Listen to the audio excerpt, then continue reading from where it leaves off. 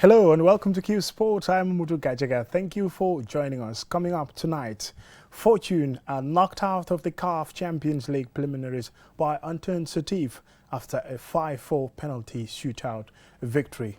Well, it ensued because they lost 3-0 to unturned Setif in the second leg. We will tell you how it all happened and with a studio discussion with Tijan Masani Sise. Also, we'll be talking about basketball in the Gambia. What stage is Gambian basketball? They've started the league. And what stage is the league? We'll be talking to the first vice president of the Gambia Basketball Association, Ndongo Kamara, in the studio. As well as a look at academy football. At Q City, it's been a very exciting competition in the under 15 and also in the under 18 category. That's the QCell Youth Cup. We are now into week 3 of the competition, and QTV is bringing you this competition on your television. If you're at home, you can watch your son play football at Q City. All that on tonight's Q Sports.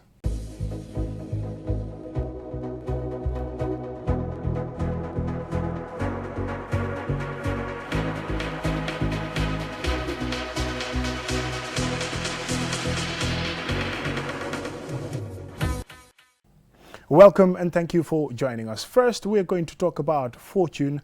How did they lost after winning 3-0 in the first leg to unturned Setif in the CAF Champions League preliminary first round stages? And we'll have a studio discussion on that. Unturned Setif responded to their first leg defeat to Fortune with a high-intensity attack in football.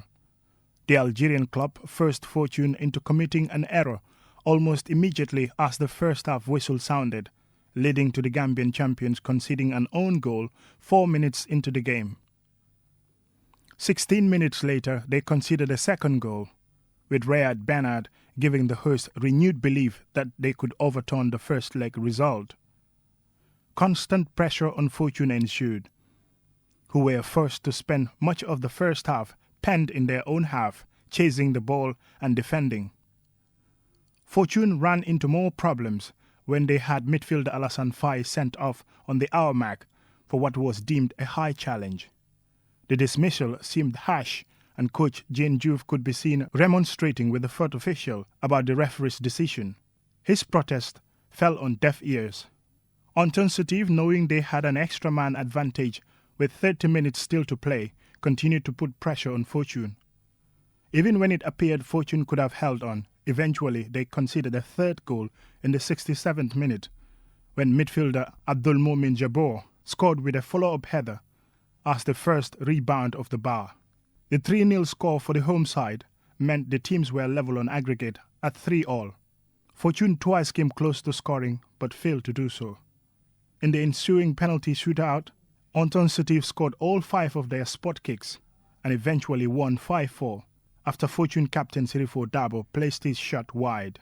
The long wait for Gambian clubs to reach the CAF Champions League group stage continues, with Fortune coming so close, yet so far.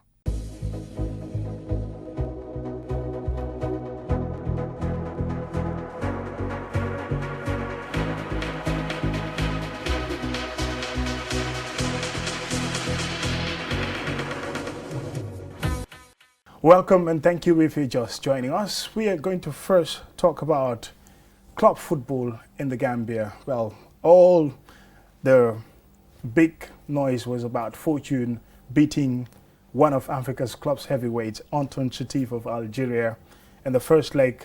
That was at home, 3-0 hands down with a spectacular performance, great goals being scored. It could have even been more.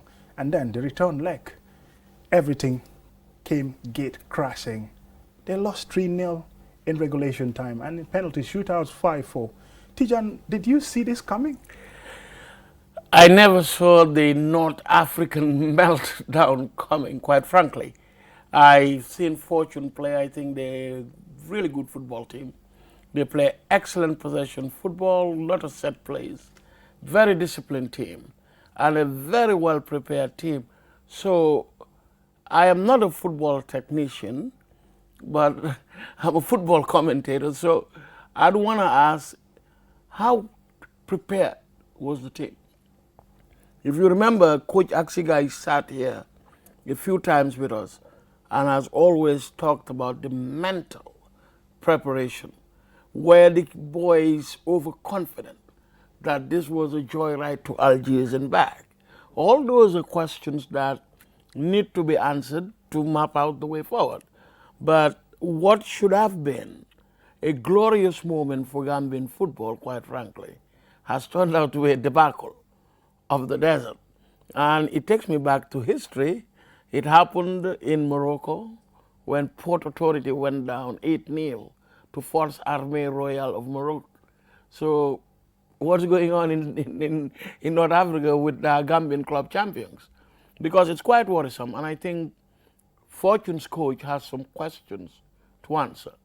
How prepared were the boys? This is about preparation. Mentally, physically, psychologically, were they fit? Was it too hot in Algiers? These are all questions that will be on the table for the technicians. I think from a management standpoint and an ownership standpoint, they've done their part. They've put together a formidable squad. And for them to go back to Algiers and go down 3-0 after you won in Banjul, you were the league champions of the Gambia, for goodness sake. You can't be up. It doesn't matter who the opposition is, how strong they are. I don't care. Look, one of my favorite lines as a football commentator back in the day was that football is a game of equals. I remember throwing that. It's not a game of underdogs. But in this game, it was one of equals. We both league champions. You came home to my stadium in my country. I beat you 3-0. And I'm coming home and we're going to play our behinds out there. We're going to leave every ounce of Gambian sweat and blood on that field. But we are not losing this game. And I think that should have been the locker room bulletin. Every ounce of Gambian sweat and blood in Algiers, but we're going home with the W. That should have been the bulletin board material if I had anything to do with the coaching. Well, it's really surprising the results, but also if you look at the circumstances and how everything in this game unfolded. I was fortunate to watch it online. Well, of course, the streaming wasn't as pleasing as you would see in the pictures as we are talking about. You know, they conceded just after 6 minutes as they're trying to settle down in the game. And the way it happened, first half whistle goes and Entente were unfortunate. Constant pressure. They couldn't handle it. They ended up conceding an own goal. And then 16 minutes later in the game, they conceded a second goal, also through a scrappy display. They put themselves under intense pressure. Yes, of course, there is a way that you defend as a unit. I'm not a technician. I'm not trying to be an expert here. But I've seen quite a lot of defensive formations in which, yes, you can defend 90 minutes without conceding, or even if you're going to concede, maybe it's going to be 1 or 2, but not up to a 3-0 margin. But that is exactly what happens. The second half, they get a man sent off, their midfielder Alassane Faye, who had a fantastic game in Banjul at the Independence Stadium. And when he got that red card, it's a straight red, yes, controversial as it may have sounded, they both jumped for the ball, and it appears for the referee's judgment, he appeared to challenge more with the elbow or with the arm, however you may describe it. And after that red card, it is like everything went pip-tongue against Fortune. They considered a third. Also through a very forced error inside the box. The ball was headed first, it hit the post, and then the rebound header went into the net, 3-0. It goes back with the strategy in the locker room, pre-game strategy. How are we going out into this game? We can't concede an early goal. What is the strategy? Coach, this is the strategy. We're going in there, we're going to defend, but we're going to play some offense too. Just like the Gambia national team, Scorpions play. They have a defensive strategy with a serious counter-attack. So Gambia is not an easy team to beat at the national team level if you look at the way they play.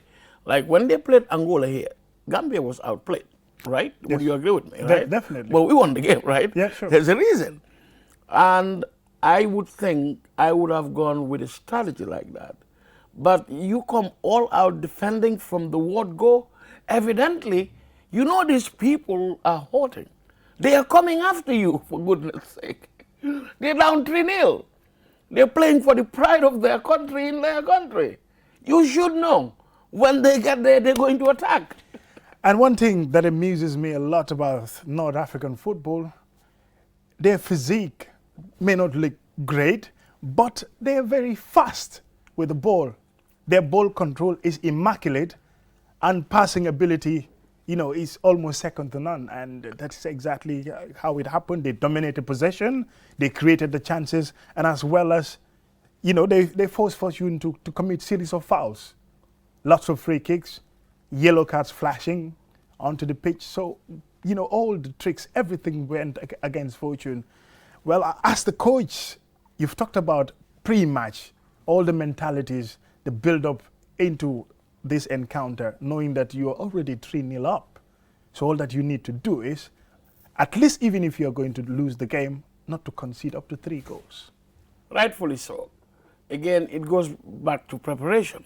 If you remember when we talked about the Gambia zone in the AFCON, we talked about Tunisia, how they play fast. Same, all North African countries, they play pretty fast. And the ball possession is awesome. Now, Fortune is really good with ball possession. But my point here I'm trying to put together in perspective is, how prepared were the boys? Mentally, were they overconfident? Did they think they were just going to come in here, defend, and go out? So there's a psychological aspect of the game. And they should have known they were playing a former African champion also. This should have been, bulletin board material in our locker room. Yes. These people might have gone down 3-0 in Banjul, but they are no cakewalk. Yeah. Fortune may have been the recent team, but you have quite a lot of Gambian teams that have been there previously. Walidan of all people. Real de Banjul as recent as 2013. They played against Fos Rabat. The away match was 1-0. They played the second leg at the Independence Stadium. First 20 minutes, 30 minutes, Real de Banjul are 2-0 up. All that they needed to do was to defend that 2 goals to their teeth, and then they would get into the second round. But they were made to commit an unforced error through a corner kick, and they conceded a header. 2-1 it ended. And because of the away goals rule, they get knocked out in the first round. Brikama United against the then champions, Esperance of Tunisia, 2012, 1-1 in Brikama, the return leg. Brikama scored first. They took the lead with a stunning goal scored by Babukar Saho. And, Lamin Saho. In the events that ensued, they conceded a penalty. They had two other goals that they conceded, and 4-2 it ended on aggregate. So recently as well, in 2019, Brikama played against Raja Casablanca of Morocco, top Moroccan side. 3-3 in Banjul, and then the return leg in Morocco, 4-0.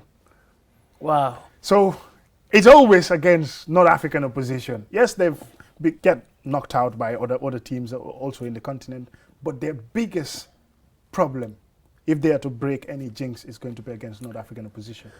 Again, I think we have to start doing a lot of film study on the way they play. Film is very, very important. I will tell you this, if this was the United States, this coach doesn't have a job anymore. Quite frankly. He'll be kicked out. Oh, yeah, if this was the States, the Gambian coach would be fired as soon as he comes back to Banjul. But this is Banjul. I mean, I hope he doesn't lose his job. He's a great coach. We didn't walk the way we should have. Maybe every Gambian team would learn from this. Motivation, self-motivation, preparation, mentally, psychologically. There's a reason why sports psychology exists as a subject matter. Absolutely. Some teams would even travel with a psychologist. Exactly. Yeah. Some would even go as far as a nutritionist. Exactly. All the pomp and bravado, the pageantry that comes with being up 3-0.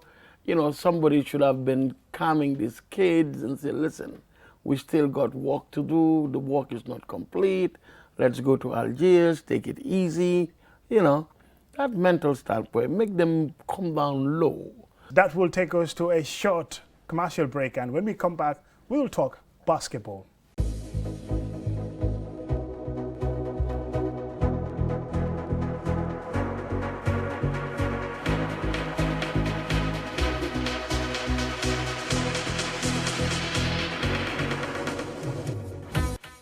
Welcome, and let's talk about basketball in the Gambia, because it appears the league is on hold, but some of the reasons why the league is on hold, and as well as the lack of an indoor court in the Gambia, how has it affected the performance of Gambian basketball players, and also even the lack of competition?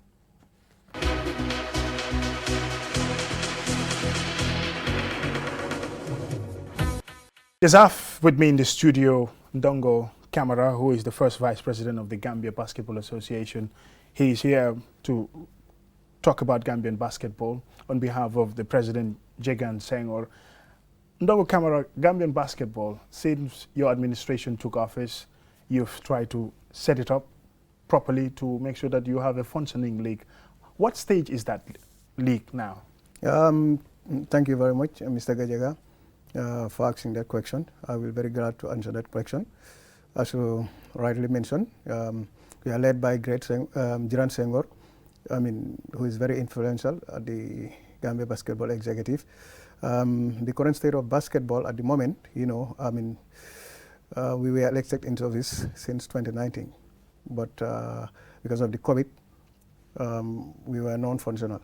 But immediately after the COVID, we tried to start our league.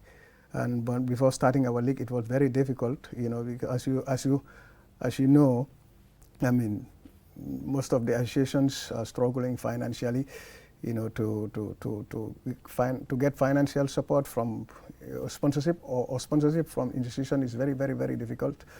But nonetheless, we tried hard, to try to mobilize funds to able to start our league, and it was started. But it was a little bit late. We went up to almost at the 75% of first round games, and then the rain started. We decided to take a break because, as you know, there is no indoor court in this country. When the rain has started, you will not able to play basketball anymore in this country because of rainy season. But it is raining; it's dangerous for you to play basketball. So we decided to put a hold to it until after. August. We were hoping, because we were following the weather focus, and it is directing us to, because at the beginning we were scheduling games, but we went up to the ground, then it started raining. We have to cancel call of that game, and when you call up that game, it's incur cost because you have to pay all the officials who were present at the ground.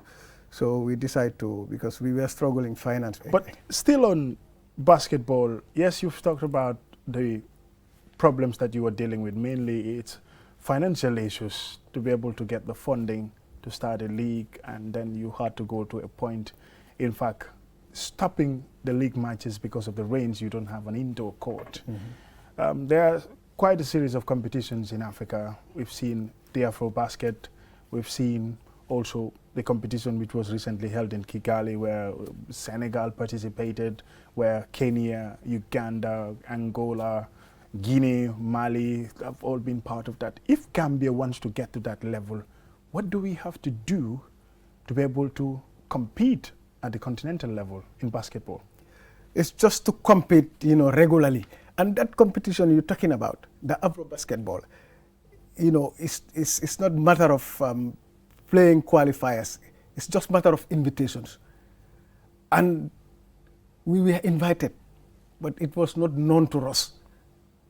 Due to some certain, we were battling with certain sabotage from, some of the former, basketball association. Wow, so we've been having very, up very to serious. A point of, up to a point. Were they the ones contacted by the by FIBA in Africa? FIBA in Africa. Even FIBA in Africa went up to a point to writing the the Gambia Basketball Association, the new executive, that you are not recognized. You are not recognized. And FIBA Africa does not recognize. It's the international body who recognize. And there was a reason. That's why they pressurized this FIBA Africa to write to us. And after our Congress, when we were elected into office, we were endorsed by the National Sports Council. And again, also the National Olympic Committee, we were endorsed by them. Send all our reports to FIBA, and they acknowledge our elections and the new executive, starting communicating with us. Even went to a point to donate us a 3-on-3 court and scoreboards, a lot of materials. Materials, yes. And you come back again, FIBA Africa, telling us that you are not recognized. And when the World Basketball Association, that is the FIBA international one, recognize you as, well, I think that is something that we are going to discuss on another day. But one thing we have to say is we've seen some recent success with Gambian basketball. At least we've seen some very good, talented players. I recently covered the Pamoudou Sarr basketball competition final. I was there, I saw a lot of talent. And like you were saying, you have electronic scoreboards, you have digital devices. So at least at that level, I think what you need maybe mostly is infrastructural development and more competition. Exactly. We need these things you're talking about, because these are the things which take you to another level. Serious competitions.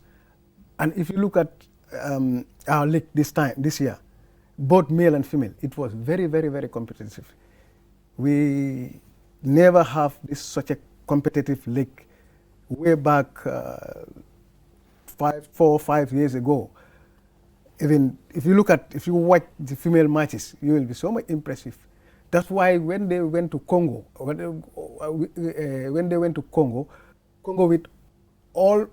Congo of all people with all the resources that they have, yes. And these kids, they never, some of them, went to this championship competition once or twice, but they gave them tough time.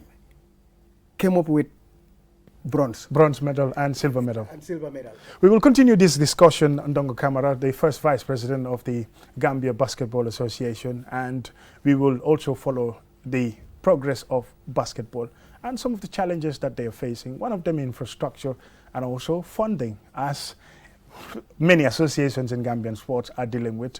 But these are things I think the stakeholders have to come into play. First, the most important stakeholder is government, and as well as companies to be able to invest in sports to see the development.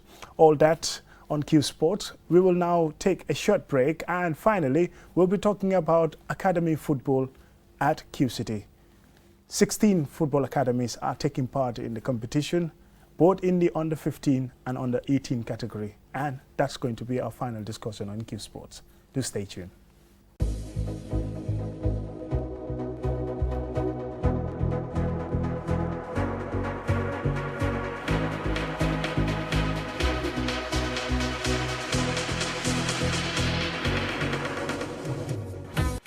And finally on Q Sports, we'll be talking about football academy at the grassroots level at Q City. It is week 3 of the QCell Youth Cup, and Q City Football Academy knocked out Hans Academy in this competition at the under 15 and the under 18 category, and we'll bring you all the highlights, the goals and the report of the match itself in this insert. The under 15 side defeated Hans Football Academy 1-0 to make it 3 straight wins, topping the group, scoring 11 goals in the process. Hans Football Academy had a great first half in which they created some chances but failed to convert any. Q City's under 15 scored midway through the second half thanks to a waterlogged pitch. In the seniors under 18, Q City Football Academy won 2-1 against Hans Football Academy. The host Q City took the lead only for Hans Academy to equalize. They eventually scored the winning goal in the second half to seal their quarter-final place. Q City FC coach Ibrahima Mane says the tournament is competitive and provides an opportunity to learn and improve. Hans Academy coach Abbas Sane described the competition as exciting, especially with the TV coverage of the games. He says it has already exposed the players to a different level of the game. Earlier on Friday, Medina FC won by 3-0 against Ibo Town Football Academy in the under-15s, while the two sides shared the points after a 1-1 draw in the under-18 category. That we say thank you very much for watching Qsport, and join us next week at the same time, the same place for another Qsports edition. Bye for now.